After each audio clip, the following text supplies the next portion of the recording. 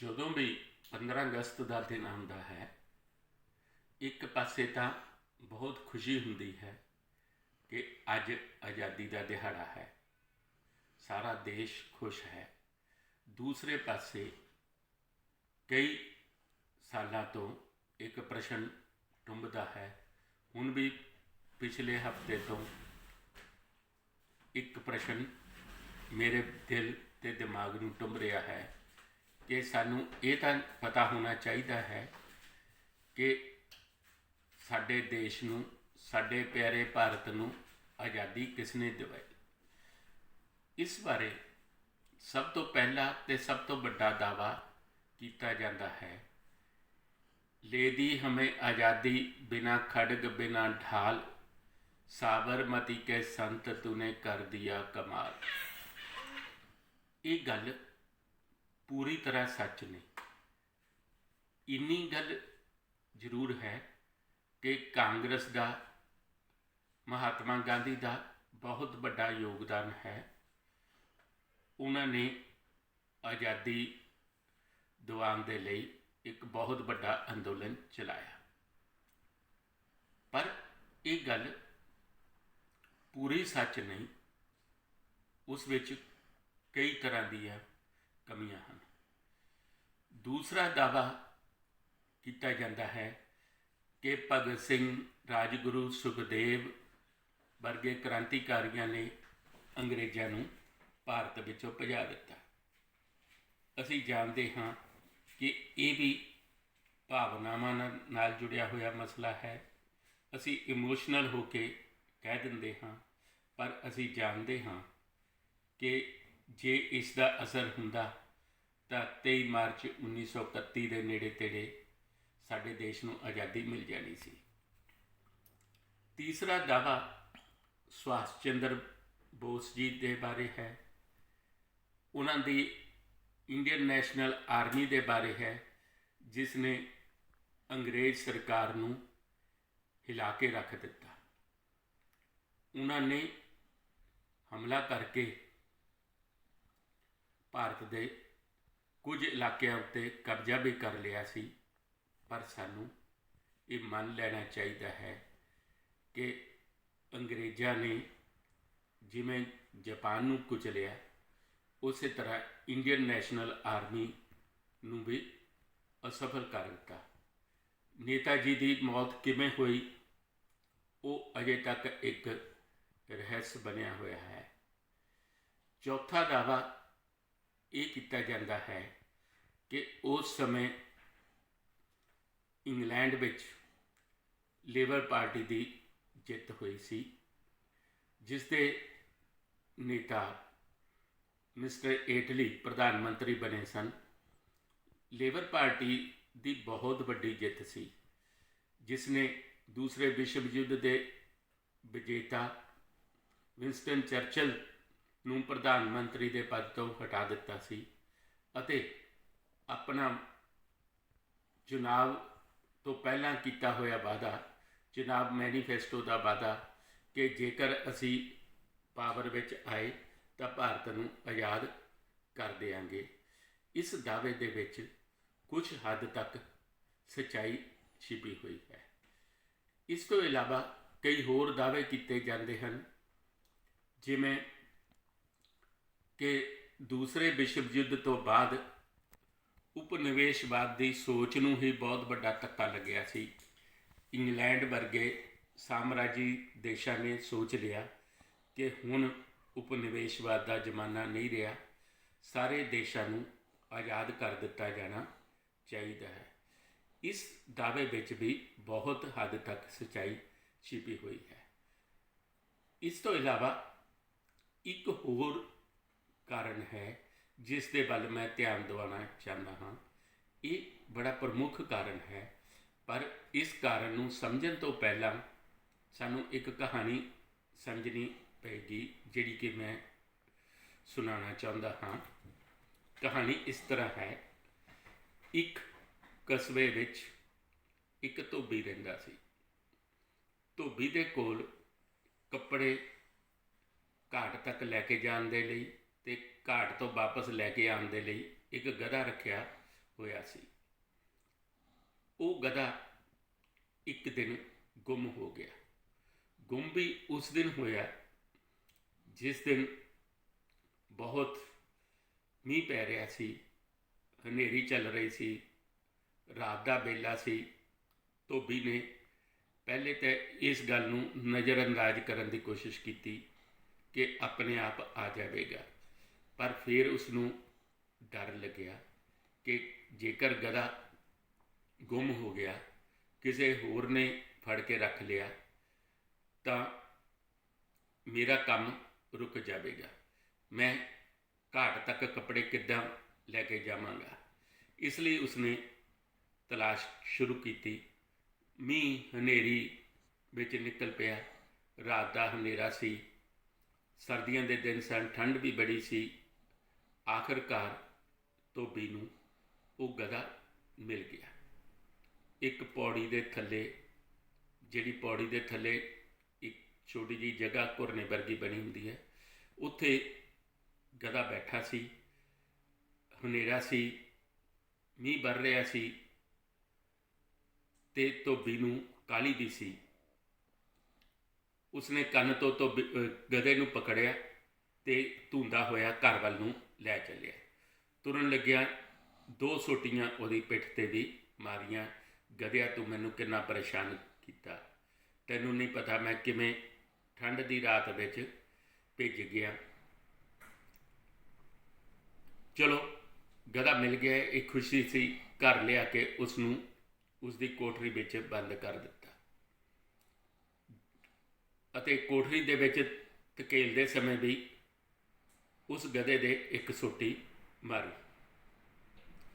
ਜਾ ਕੇ ਕੱਪੜੇ ਬਦਲੇ, ਆਰਾਮ ਕਰਨ ਲੱਗ ਪਿਆ। ਚਾਹ ਵੀ ਪੀਤੀ ਹੋਵੇਗੀ, ਪਰ ਥੋੜ੍ਹੀ ਦੇਰ ਬਾਅਦ ਹੀ ਧੋਬੀ ਨੂੰ ਖਿਆਲ ਆਇਆ ਕਿ 2 ਘੰਟੇ 3 ਘੰਟੇ ਬੀਤ ਗਏ, ਅਜੇ ਤੱਕ ਬਾਰਿਸ਼ ਬੰਦ ਨਹੀਂ ਹੋਈ। ਗਧੇ ਵਾਲਾ ਕੋਠਾ ਚੋਣਾ ਲੱਗ ਪਿਆ ਹੋਵੇ, ਉਸ ਉੱਤੇ ਕੁਝ ਮਿੱਟੀ ਪਾ ਦਿੱਤੀ ਜਾਣੀ ਚਾਹੀਦੀ ਹੈ।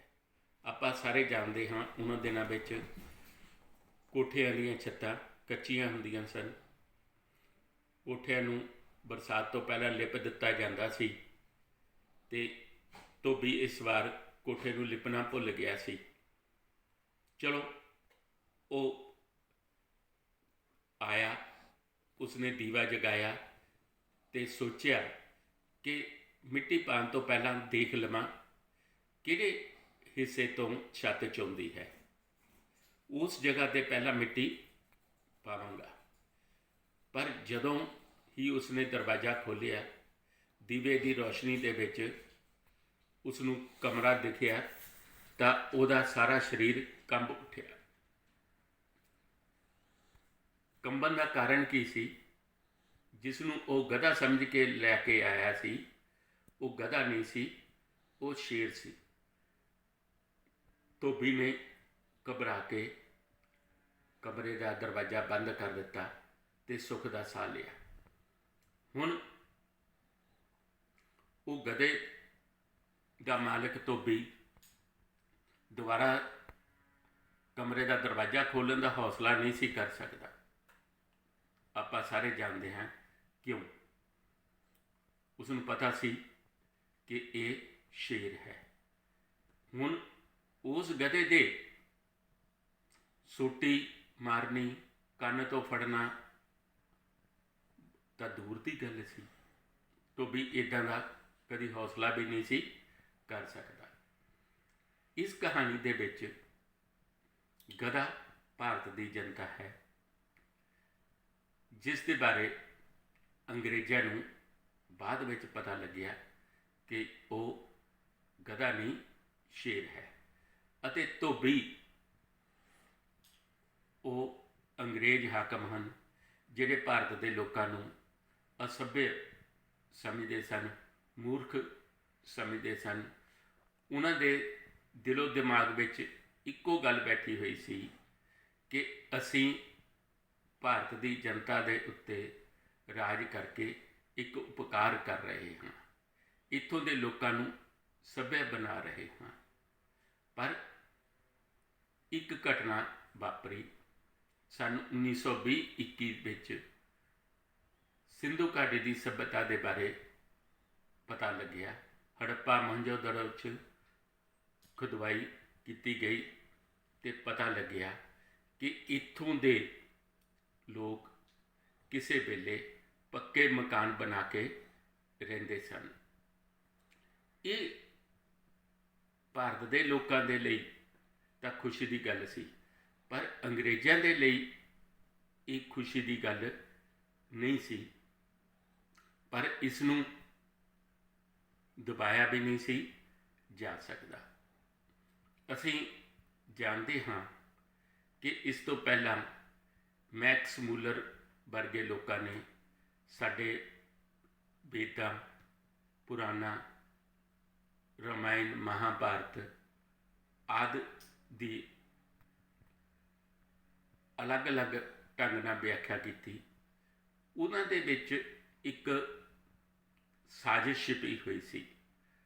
ਦੋ ਅਰਥਾਂ ਵਾਲੇ ਸ਼ਬਦਾਂ ਦੇ ਗਲਤ ਅਰਥ, ਮਨਮਰਜ਼ੀ ਦੇ ਅਰਥ ਲਗਾ ਕੇ ਮੈਕਸ ਮੂਲਰ ਨੇ ਇਹ ਸਿੱਧ ਕਰਨ ਦੀ ਕੋਸ਼ਿਸ਼ ਕੀਤੀ ਕਿ ਇਹਨਾਂ ਸ਼ਾਸਤਰਾਂ ਵਿੱਚ, ਇਹਨਾਂ ਵੇਦਾਂ ਵਿੱਚ, ਇਹਨਾਂ ਪੁਰਾਣਾਂ ਦੇ ਵਿੱਚ ਕੋਈ ਬਹੁਤੀ ਕੰਮ ਦੀ ਗੱਲ ਨਹੀਂ ਲਿਖੀ ਹੋਈ। ਹਾਂ, ਇਹ ਜ਼ਰੂਰ ਹੈ ਕਿ ਉਹਨਾਂ ਨੂੰ ਜਦੋਂ ਗੀਤਾ ਦੇ ਬਾਰੇ ਪਤਾ ਲੱਗਿਆ, ਗੀਤਾ ਦਾ ਅੰਗਰੇਜ਼ੀ ਵਿੱਚ ਅਨੁਵਾਦ ਕੀਤਾ ਗਿਆ, ਤਾਂ ਉਹਨਾਂ ਨੂੰ ਇਹ ਗ੍ਰੰਥ ਬਹੁਤ ਪਸੰਦ ਆਇਆ। ਇਸ ਦਾ ਪ੍ਰਚਾਰ ਵੀ ਬਹੁਤ ਜ਼ਿਆਦਾ ਕੀਤਾ ਗਿਆ। ਅਸੀਂ ਜਾਣਦੇ ਹਾਂ ਕਿ ਗੀਤਾ ਦਾ ਅਸਲੀ ਪ੍ਰਚਾਰ सन 1850 ਤੋਂ ਬਾਅਦ ਹੀ ਹੋਇਆ ਹੈ, ਜਾਂ ਸਿੱਧਾ ਇਹ ਕਹੀਏ ਕਿ ਮੈਕਸ ਮੂਲਰ ਜੀ ਦੇ ਜ਼ਮਾਨੇ ਦੇ ਵਿੱਚ ਹੀ ਹੋਇਆ। ਸਿੰਧੂ ਘਾਟੀ ਦੀ ਸੱਭਿਅਤਾ ਦੇ ਬਾਰੇ ਸਵਾਮੀ ਵਿਵੇਕਾਨੰਦ ਜੀ ਤੇ ਆਰਿਆ ਸਮਾਜ ਦੇ ਸੰਸਥਾਪਕ ਸਵਾਮੀ ਦਇਆਨੰਦ ਜੀ ਨੂੰ ਵੀ ਨਹੀਂ ਸੀ ਪਤਾ ਲੱਗਿਆ, ਕਿਉਂਕਿ ਉਹਨਾਂ ਦੀ ਤਾਂ ਮੌਤ ਪਹਿਲਾਂ ਹੋ ਚੁੱਕੀ ਸੀ। ਉਹ ਇਸ ਕੋਸ਼ਿਸ਼ ਦੇ ਵਿੱਚ ਸੰਘਰਸ਼ ਕਰਦੇ ਹੋਏ ਸਵਰਗ ਸਿਧਾਰ ਗਏ ਕਿ ਜਿਹੜਾ ਕਿਹਾ ਜਾਂਦਾ ਹੈ ਕਿ ਆਰੇ ਲੋਕ ਮੱਧ ਏਸ਼ੀਆ ਤੋਂ ਆਏ ਸਨ, ਇਹ ਮੈਕਸ ਮੂਲਰ ਦੀ ਇੱਕ ਸ਼ਰਾਰਤ ਹੈ। ਅਸਲ ਦੇ ਵਿੱਚ ਆਰਿਆ ਲੋਕ ਭਾਰਤ ਦੇ ਹੀ ਨਿਵਾਸੀ ਸਨ। ਉਹਨਾਂ ਨੇ ਰਿਗਵੇਦ ਨਾਂ ਦਾ ਗ੍ਰੰਥ ਪੰਜਾਬ ਵਿੱਚ, ਖਾਸ ਤੌਰ 'ਤੇ ਲੁਧਿਆਣੇ ਦੇ ਨੇੜੇ ਤੇੜੇ ਕਿਤੇ ਰਚਿਆ। ਅਸੀਂ ਯਾਦ ਕਰੀਏ ਉਹ ਦਿਨ ਜਦੋਂ ਸਤਲੁਜ ਨੂੰ ਸ਼ਤਦਰੁਮ ਕਿਹਾ ਜਾਂਦਾ ਸੀ ਤੇ ਬਿਆਸ ਨਦੀ ਨੂੰ ਵਿਪਾਸ਼ਾ ਕਿਹਾ ਜਾਂਦਾ ਸੀ।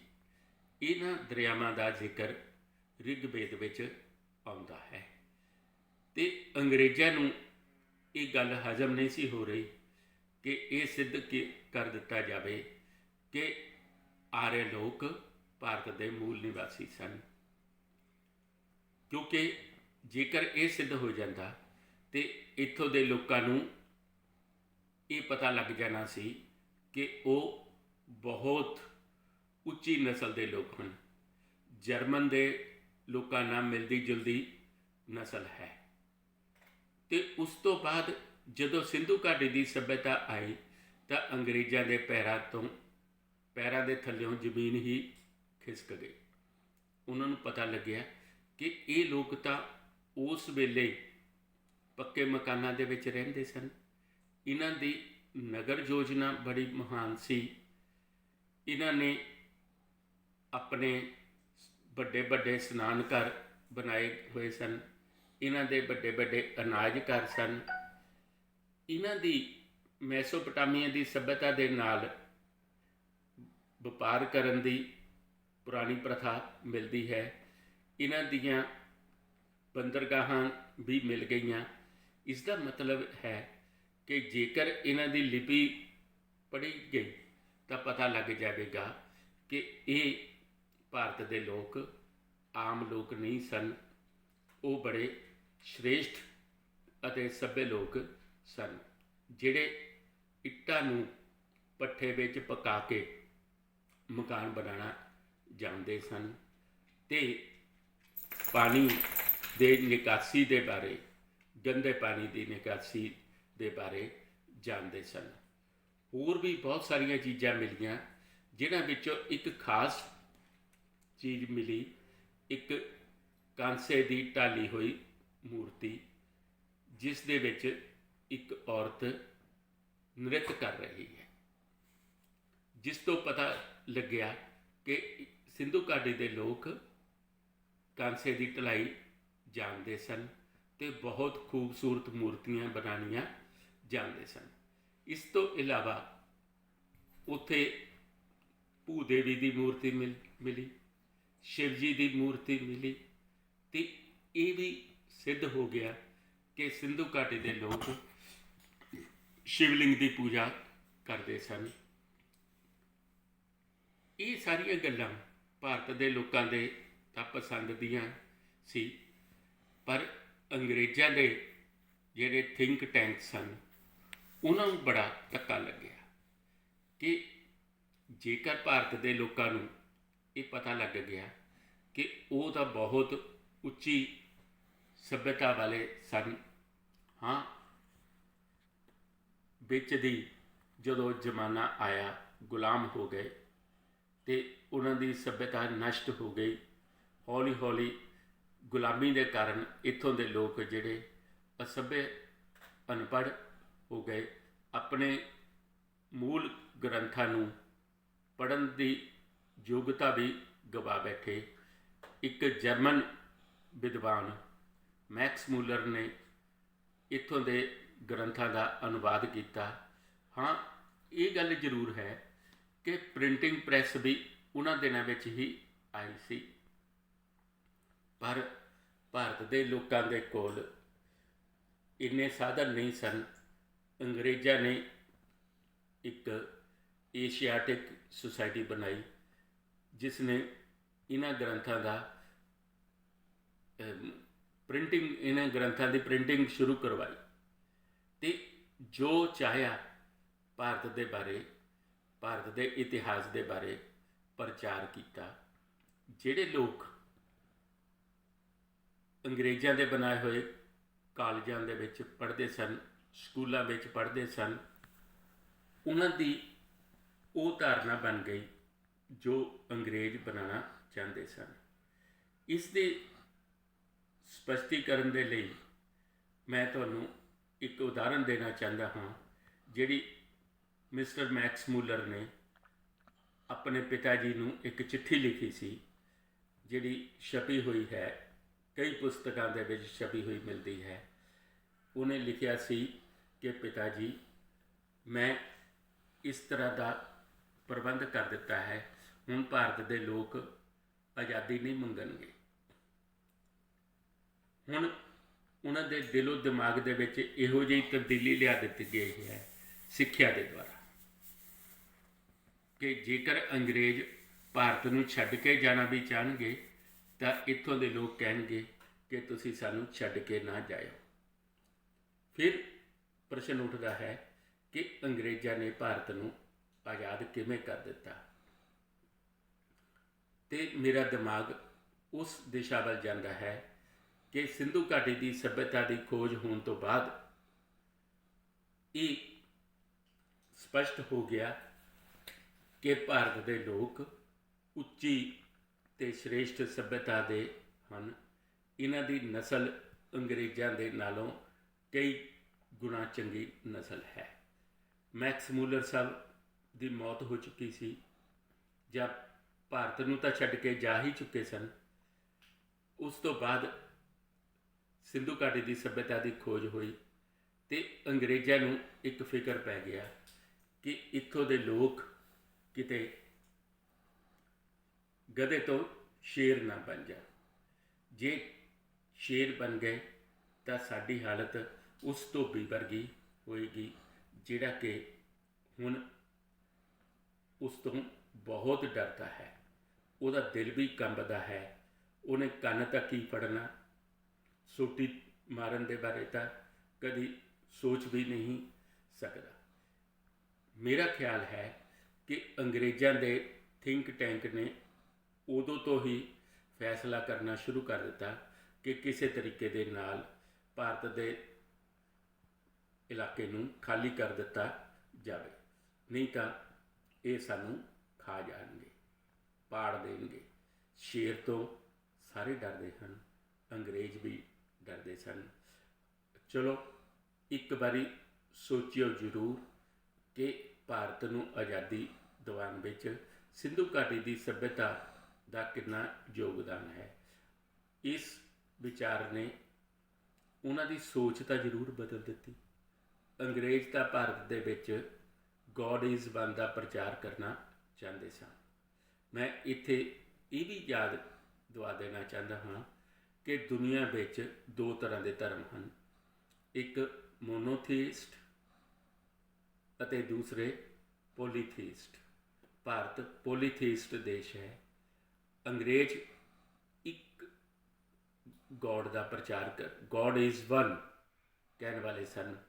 ਜਿਸ ਤਰ੍ਹਾਂ ਇਸਲਾਮ ਵਾਲੇ ਵੀ ਭਾਰਤ ਵਿੱਚ ਅੱਲਾ ਇੱਕ ਹੈ ਦਾ ਪ੍ਰਚਾਰ ਕਰ ਰਹੇ ਸਨ, ਜਿਊ ਲੋਕ ਵੀ ਇਹੋ ਪ੍ਰਚਾਰ ਕਰ ਰਹੇ ਸਨ, ਅਤੇ ਹੌਲੀ ਹੌਲੀ ਸਾਡੇ ਦੇਸ਼ ਵਿੱਚ ਵੀ ਇੱਦਾਂ ਦਾ ਪ੍ਰਚਾਰ ਭਾਰੂ ਹੁੰਦਾ ਜਾ ਰਿਹਾ ਸੀ। God is one. ਅਜੇ ਵੀ ਸਾਡੇ ਪੜ੍ਹੇ ਲਿਖੇ ਲੋਕ ਇਹ ਮੰਨਦੇ ਹਨ ਕਿ ਗੋਡ ਇਜ਼ ਵਨ। ਇਹ ਸਭ ਨੂੰ ਖਿਆਲ ਕਰਨਾ ਚਾਹੀਦਾ ਹੈ ਕਿ ਇਹ ਬਾਈਬਲ ਦਾ ਵਿਚਾਰ ਹੈ, ਇਹ ਕੁਰਾਨ ਦਾ ਵਿਚਾਰ ਹੈ, ਸਾਡੇ ਦੇਸ਼ ਦਾ ਵਿਚਾਰ ਨਹੀਂ। ਹੁਣ ਅਸੀਂ ਇੱਕ ਰਾਜਨੀਤਿਕ ਤੌਰ 'ਤੇ ਤਾਂ ਆਜ਼ਾਦ ਹੋ ਗਏ ਹਾਂ, ਵਿਚਾਰਕ ਤੌਰ 'ਤੇ ਵੀ ਸਾਨੂੰ ਆਜ਼ਾਦ ਹੋਣਾ ਚਾਹੀਦਾ ਹੈ, ਆਪਣੇ ਧਰਮ ਨੂੰ ਪਛਾਣਨਾ ਚਾਹੀਦਾ ਹੈ। ਓਮ